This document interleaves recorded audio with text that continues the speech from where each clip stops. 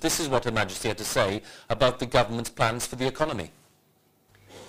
My government will pursue policies to secure a stable and strong economy with low inflation, sound public finances and high levels of employment.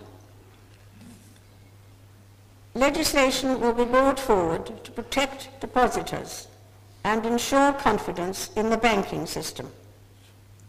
Well, Jeff, that didn't quite work out as planned, did it? For lots of reasons.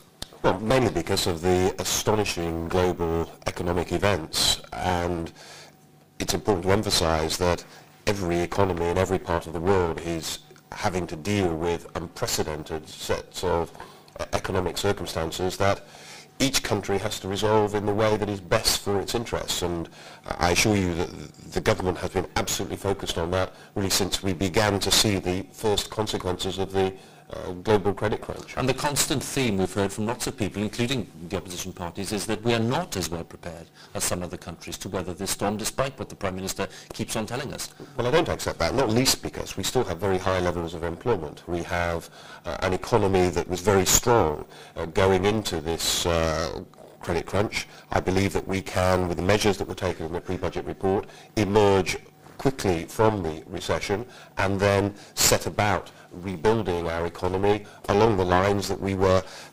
dealing with when Her Majesty spoke from the throne last year. Andrew? Well, I'm afraid Jeff's still in denial. I mean, that the Queen's speech last year, of course, remember, was after Northern Rock. It wasn't a case of, it was all in the good times and we didn't know what was coming. But I'm afraid the government were, even as late as July of this year, literally denying there was any prospect of a recession. At the moment when business organisations were making it clear that the trouble was there and it was happening. And the government's still in denial about the impact of borrowing and debt, particularly government debt, on our prospects of economic performance in the future. And it's no good last week, for example, simply adding to future tax burdens and future debt. What we have to do is we have to tackle some of the issues now. I'll give you one example. We're talking about legislation today. Last year, the Queen's speech said that there should be strengthening of the banking system. How useful it would have been if the government had actually got on with it and put the special resolution scheme in place so that the bank rescues that we're having to do this year could have been done under the special resolution scheme because the legislation was already in place. I'll let you come back in a second, Jeff, but Chris first. Well, the key, obviously, is that the credit crunch began internationally in August 2007, so it was already clear that we had a considerable problem.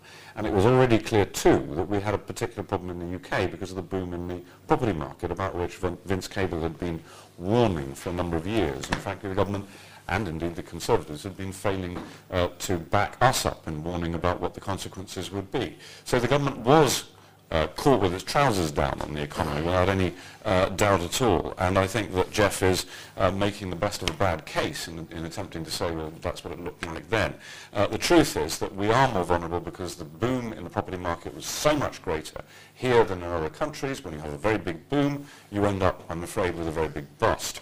And the problem is on the private side, not, as Andrew was saying, with government debt. It was very much coming from this property boom, which needs to be dealt with by strong government action. No, Chris, it's actually government debt, consumer debt, and... We have the lowest government debt relative to national income of any of the G5 countries. But we actually have... I just find it extraordinary on an annual that the basis, Conservatives have taken this view.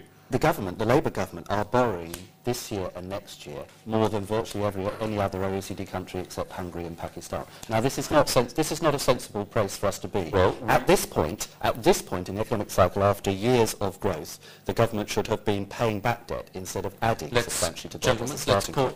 We'll pick up straight away. Let's pause because some of the key participants, the early stage of this state opening, now taking their place. This is the dismounted section of the Household Cavalry, and they are now in position on the Norman staircase, which is just inside the Victoria Tower, the Sovereign's entrance, where the Queen will arrive in a short while.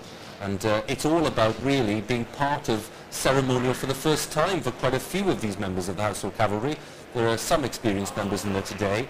I was chatting to them just before we came on air, and whether they're inexperienced or experienced, they're all terribly excited and proud to be here. They're waiting for the Queen to arrive. One member of the Blues and Royals has been sharing his thoughts